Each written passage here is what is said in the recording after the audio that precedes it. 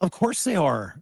That's called plausible deniability. Like, that's what Donald Trump has dined out on for the last 10, 15, 20, 30, 40, 50 years. Yeah. Plausible deniability. Why are there no emails between him and Jeffrey Epstein? I'll tell you why there's no emails, because Donald Trump wanted plausible deniability. He knew what Jeffrey Epstein was doing was wrong. He knew if he signed his name to an email, if he didn't just pick up the phone or meet with him or have an intermediary talk to him, he knew that he would get fingered in this whole pie, right? Exactly. Same thing when it comes to Hegseth, same things when it comes to Tulsi Gabbard, same thing when it comes to Kristi Noem.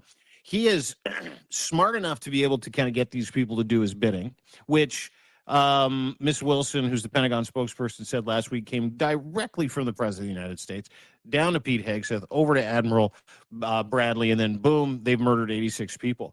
So the plausible deniability factor here is huge for him, and it's something that all mob bosses do, right? Yeah. Every mob boss is always arm's length or a couple arm's length away from any kind of incident, any kind of perpetration of a crime, anything that happens. And the reason why they do that is because they don't want to get caught. They want to be able to say things like, I don't know, Pete did it. Yeah. I don't know, Christie did it. I don't know, Tulsi did it. I don't know, Exactly. that's Stephen Miller. I don't know.